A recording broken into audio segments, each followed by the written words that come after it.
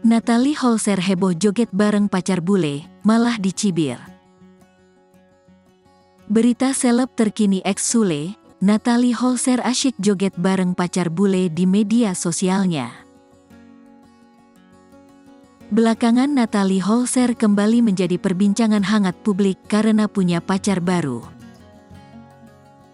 Pasalnya belum lama putus dari seleb TikTok, Yogi Ilham, Natalie Holzer diduga sudah memiliki gandengan baru.